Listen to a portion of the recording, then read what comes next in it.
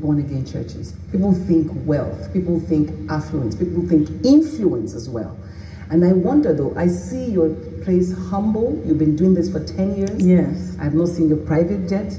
I have not seen the big cars outside. So what do you see ministry as beyond that? I see ministry first and foremost as service to God and to man. You know, ministry is impact. It's not so much about wealth and all this glitz and glamour. It's about being who God has created you to be.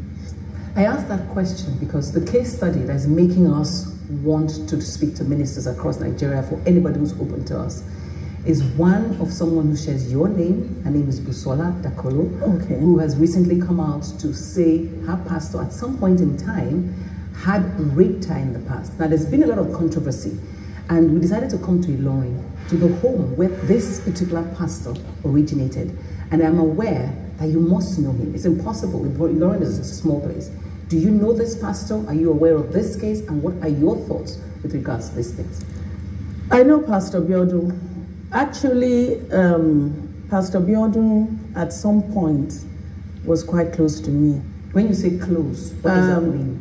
Well, close in the sense of I was like somebody he looked up to in terms of, you know, he just started, you know, moving towards me. How do I put this? He came at some point to introduce himself to me. And had he started ministry at that time?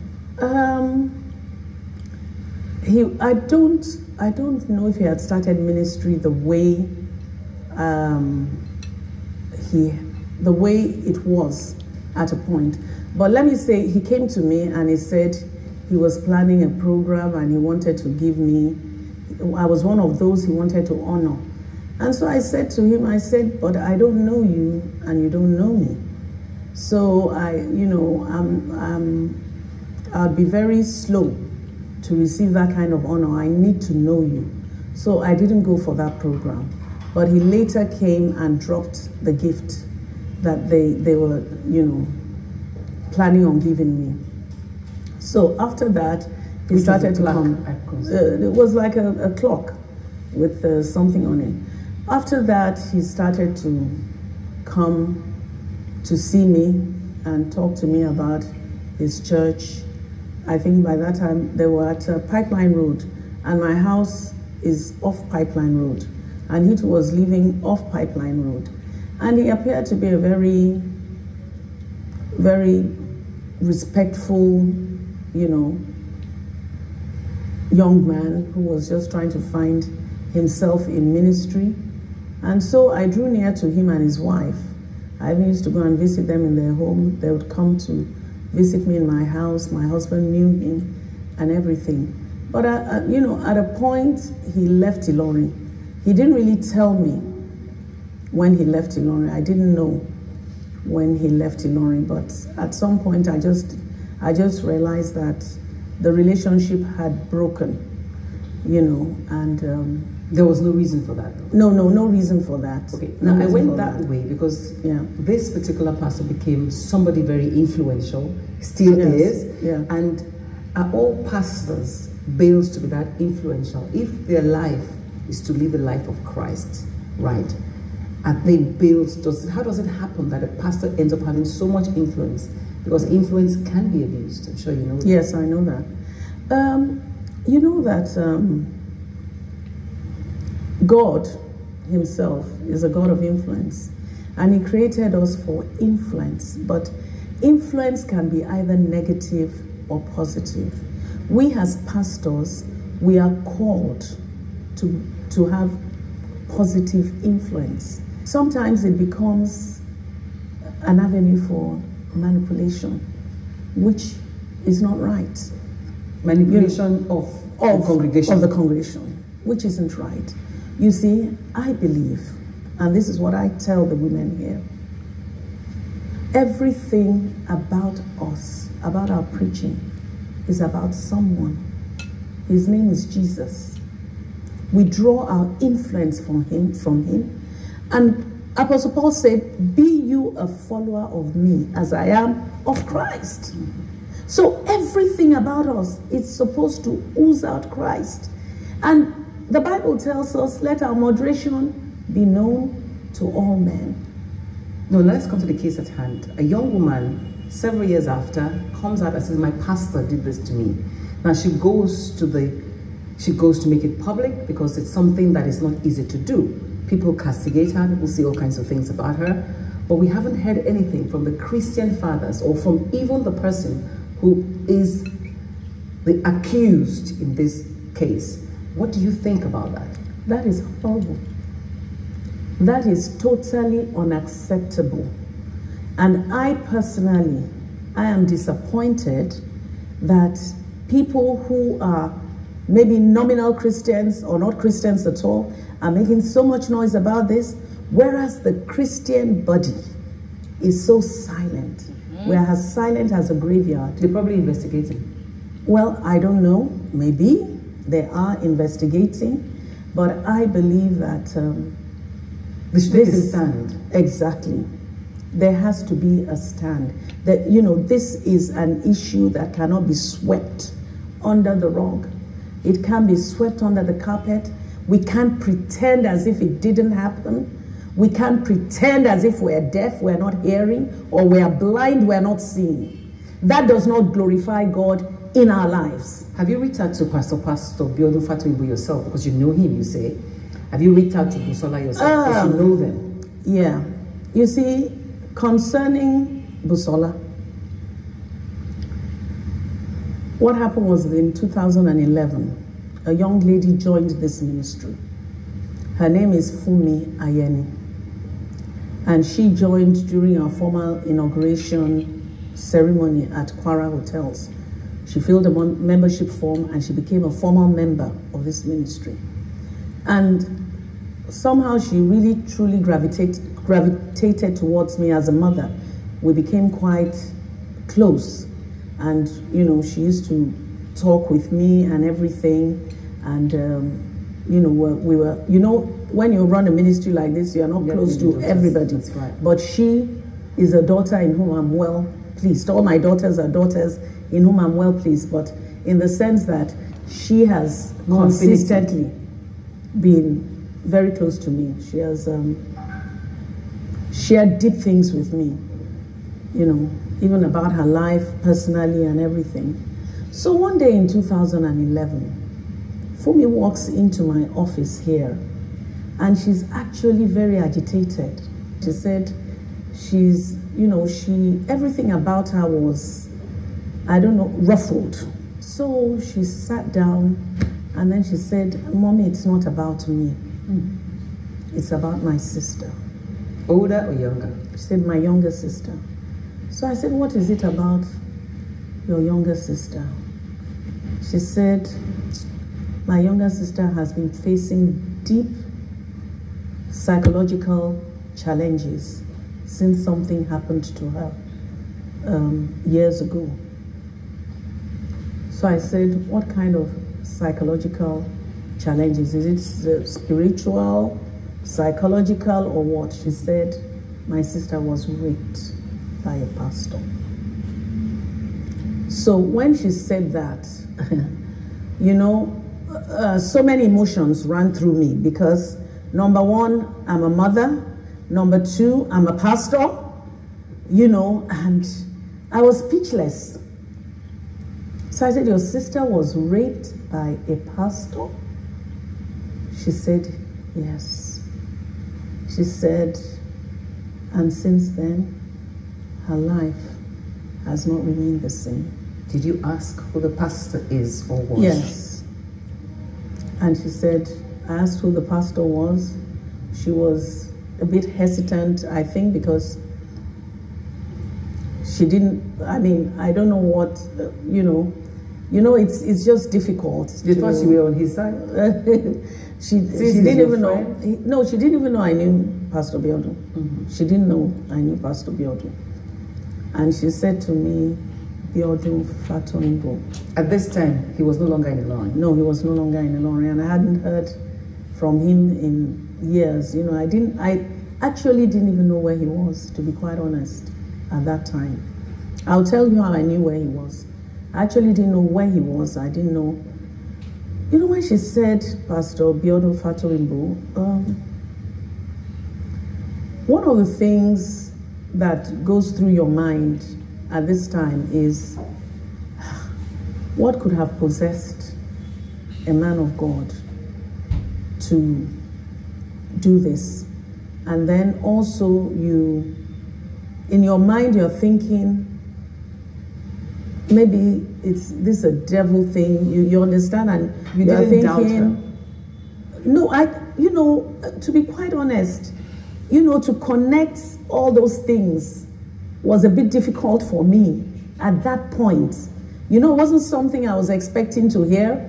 It wasn't something I had been faced with prior to that, and there was just so much going in me. So anyway, I didn't say much. I said, Pastor Biodo Fatoyinbo.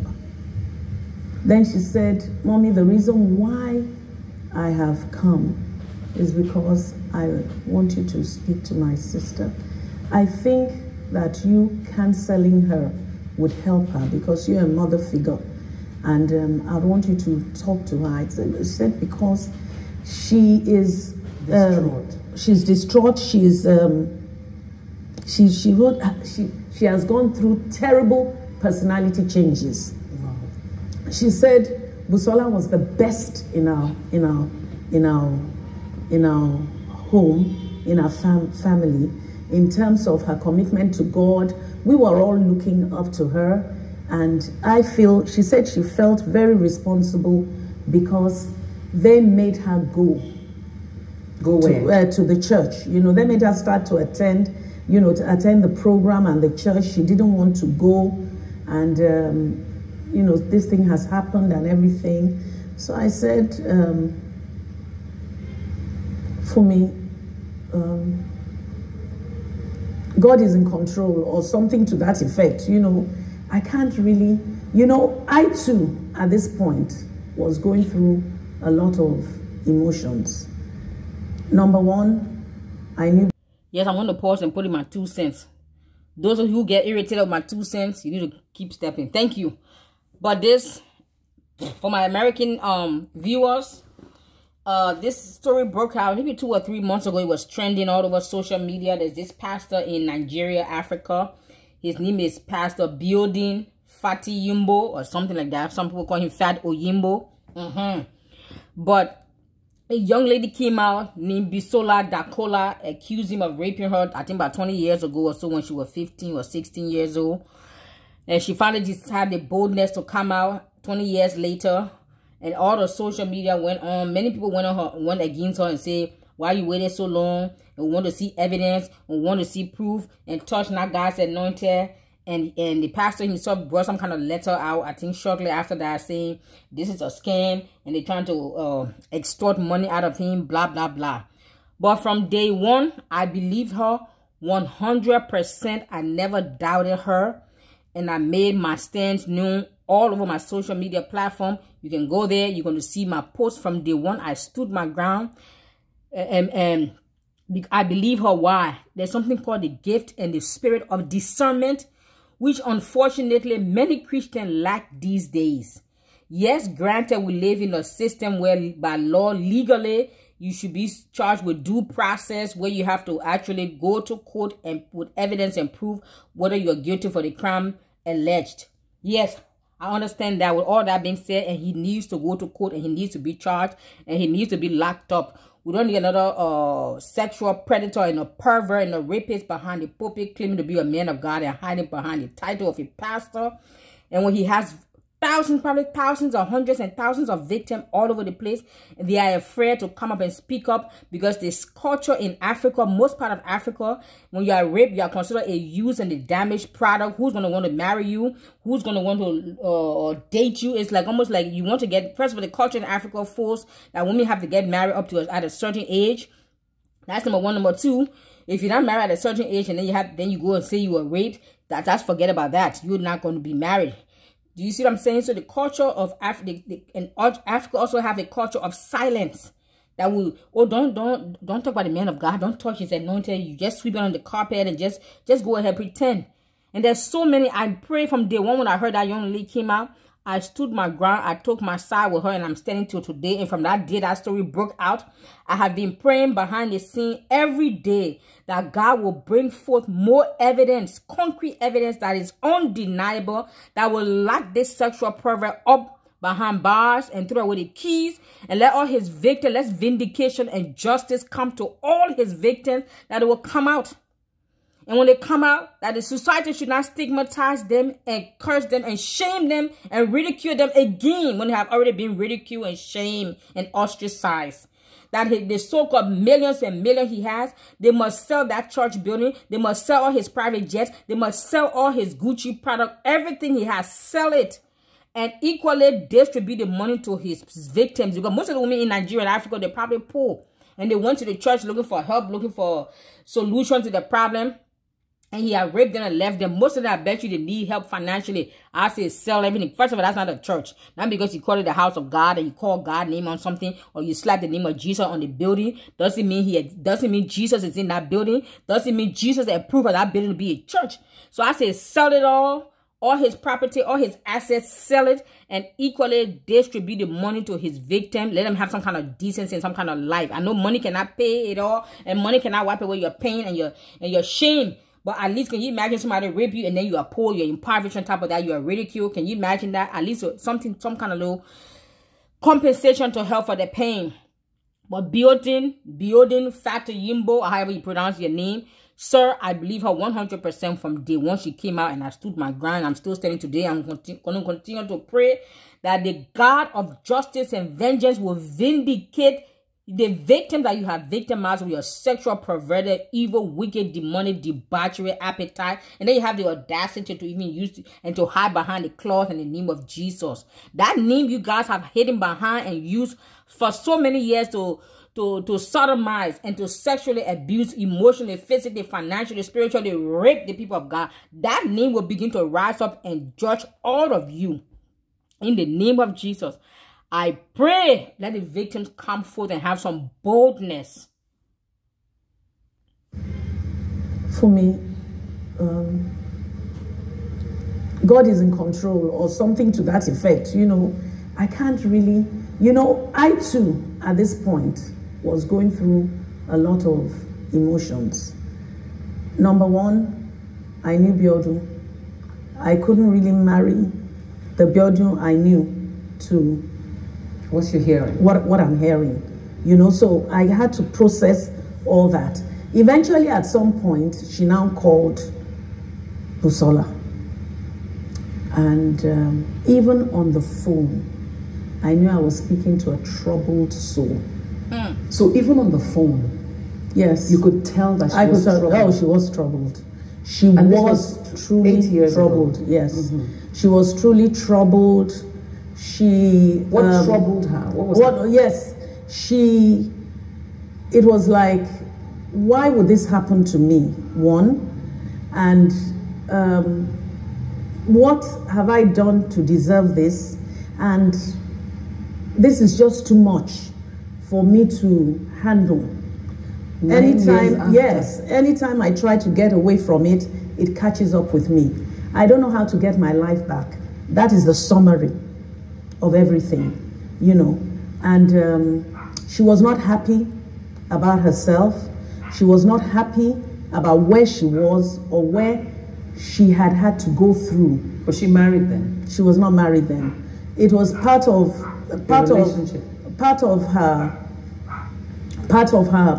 her saga was getting into a relationship.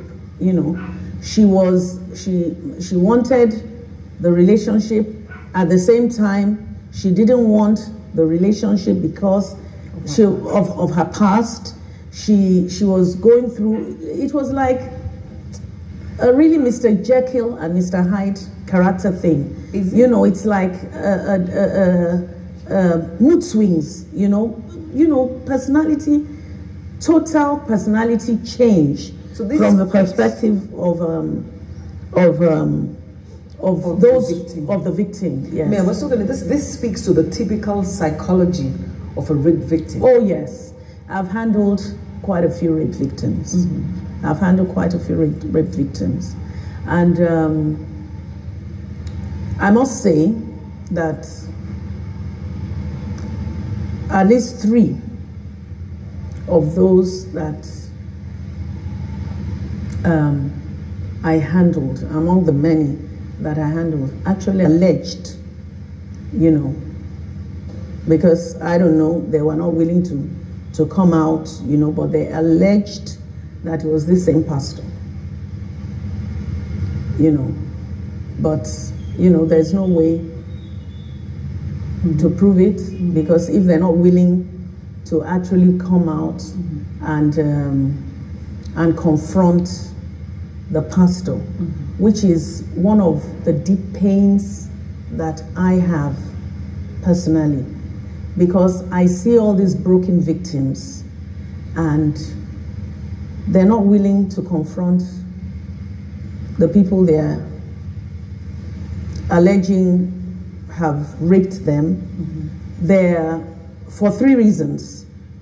Number one, some of them feel, all of them feel stigmatized, traumatized, abused, and they feel a guilt of some sort, that if I come out, then people know I've been raped, and it's like a stigma.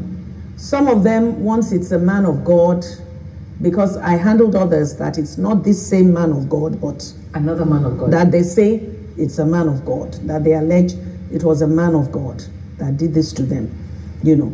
And, you know, for 3 reasons, they don't want to come out. Some of them are married now. They never told their husbands, and they're not ready for that upheaval because they don't know how their husbands will receive it. They don't want their family in the media and things like that. They're not ready for all that controversy.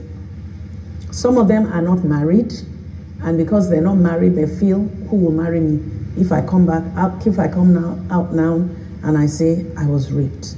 Then some of them who had experiences with men of God feel that it is, they will be, they're petrified of touching the Lord's anointed, in quotes. Yes, I just want to make another comment when she mentioned about touching the anointed of God. You know, many of these brainwashed, gullible, naive, religious robots, especially in Africa, that is one of the greatest or quickest reply. Touch not God's anointed. Listen here. News flash. We are all God's anointed. The scripture already said so. Greater is he that is within us than he that is in the world. Who is that greater one within us? Is it not the anointed Christ? So the anointed Christ is inside all of his people, all of his children, all of his disciples. And then you tell me somebody else has more anointing, so he has more Christ in him than I have. Excuse me. That's number 1. Number 2, you come around, touch not God's anointed. So why are you touching me? Because I'm God's anointed. Evidently, you don't know that you are God's anointed. Number 3, touch not your anointed. But your anointed can go around, be touching everybody with his rod and his staff, right? All they touch not your anointed. But your anointed is going around touching everybody, private parts, and raping people left, right, touching the people, young daughters, the teenagers, molesting little. First of all, that dude should be locked up for child molestation because he molested and raped her at the age of, I think, 15. And according to Nigeria law, she was considered a minor. So I'm sure she's not the first minor he has molested and raped and gotten away with it. And sometimes because of poverty in those nations, many nations in Africa, even if there's clear evidence and the family come to him, he will pay them off and buy them off because they're poor and they're poverty. So he himself also, not only is he a sexual predator, he's a financial predator because when they do come to him, he will probably pay them off and bribe them up and keep them quiet, and that's it. So these people are not men and women of God. They're not God's anointed. That building is not a church. It's a sexual dungeon that needs to be shut down, and may God shut it down, and whatever resources, finances, wealth that he has accumulated, may it be equally given to all of his victims. I pray they come forth. And when they come forth, if they want to keep their identity private, they have that right and that privilege, but they must be compensated some way, somehow. Please don't come to my channel and say Touch Not God's Anointed. When I see such a foolish, useless comment, I'm going to delete your comment and delete you. That means I'm going to block both you and your comment. We are all God's anointed. But if your so-called anointed can go around touching people with his rod and staff, well, it's about time somebody touch him and lock him up. Yep. You know that is causing this controversy that has made us seek you out here in Ilorin. Have you reached out to him? I didn't reach out to him during Busola's case because I didn't even know where he was. That was 2011. That was 2011. When you first heard about it. When I first heard about it. I didn't know where he was. And let me be honest, somewhere in my mind, I felt that maybe it was a mistake. And I'll just pray for him that this doesn't happen again. Could it be, just confirm to me, that you were not concerned about spoiling the church or making people feel that you don't attack the church? That wasn't the reason you did No, that wasn't the reason. The reason was that, to be quite honest with you, I could not marry the Biodu I knew with this allegation. But I knew that the girl was telling the truth. Let me make that plain. From my interaction with her, even on the phone, you know, I had several interactions with her on the phone. I knew that she was telling the truth. To me, I knew within me that this was truth. But I felt that,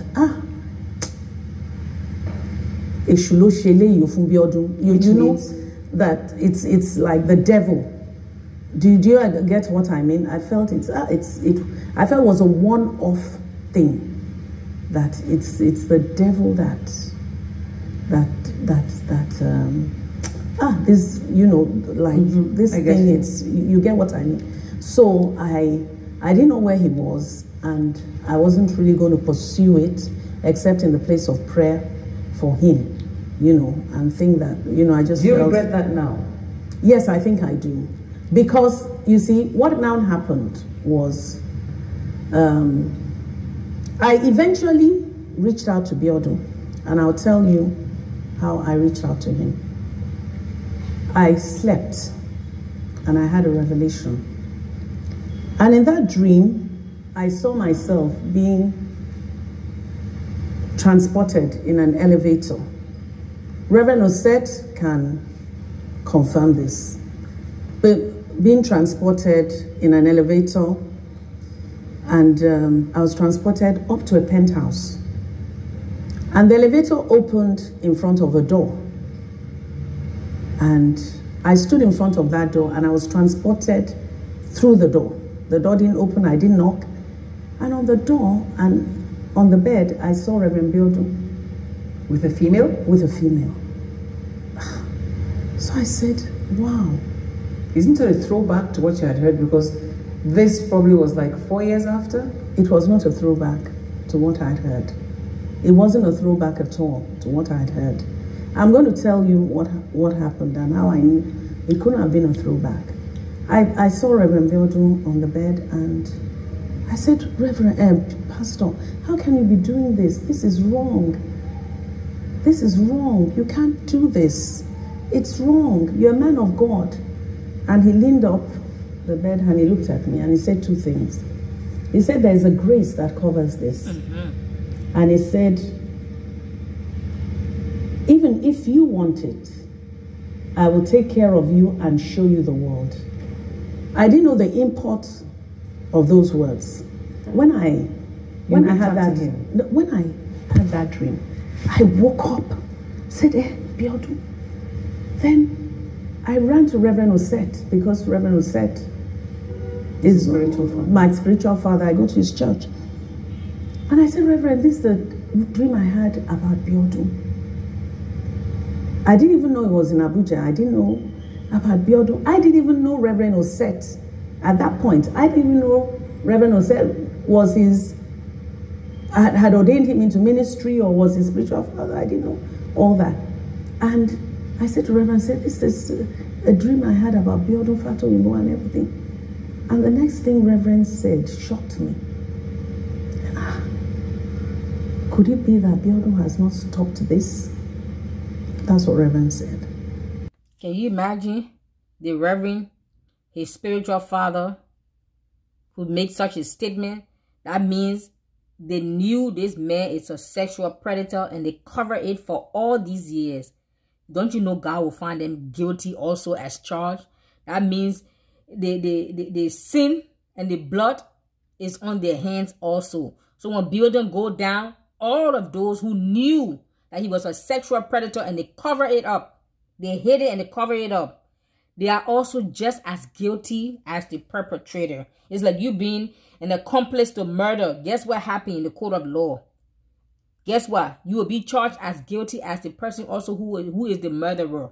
Your sentence may not be as harsh in the court of law, but you're going to go to jail and you're going to pay. Well, in the eyes of God, they're going to all pay severely, especially if you have to be a spiritual father, a spiritual leader, somebody who's elder, mature, somebody that's supposed to be mature in the things of God, and you knew this, and you kept quiet and you allowed this man to victimize and destroy and damage destiny, destroy young women's lives for years, hundreds of women along the way he destroyed, and you knew that. And you kept quiet and you kept silent, and you expect God to also keep quiet and to keep silent all these years. You expect God of vengeance, the same God who said what's done in darkness and what hidden in darkness will be brought to light. You expect to serve this same God and expect him to keep that in darkness and keep it hidden forever. Are you guys serious? Do you not fear God? Have you no reverence and respect for who God is? That you knew this. All of you who knew this and you kept quiet. When the judgment and the vindication come, it's starting with you guys all the way down. Watch God move. I didn't even know Reverend Osei had ordained him into ministry or was his spiritual father. I didn't know all that. And I said to Reverend, this is a dream I had about Biodun Fatoyinbo and everything. And the next thing Reverend said shocked me. Could it be that Biodun has not stopped this? That's what Reverend said. So I now said, what? The Reverend now went into some things that I would want him to, if he's willing to say himself. Anyway, then I said, what do I do? What do I do? Then he said, Biodun is in Abuja. I have his number. I said, I would want to call him. I'd like to call him. So did you tell Reverend Osei that Busolo had spoken to you a few years ago about? No, I didn't tell Reverend. But that was in confidence. Yes, that was in confidence. So I didn't mention that at all, you know.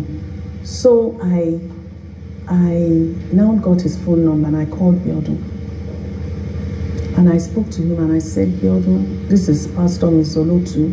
This is the revelation I had and everything. He said, no, there's nothing like that. Nothing like that, no. He said he had a challenge some years ago. Reverend Osei knew about it, but that was because something, his wife, I don't want to discuss his personal issues and everything, and but all that one has been solved, and he and his wife have fantastic relationship and everything. So he admitted to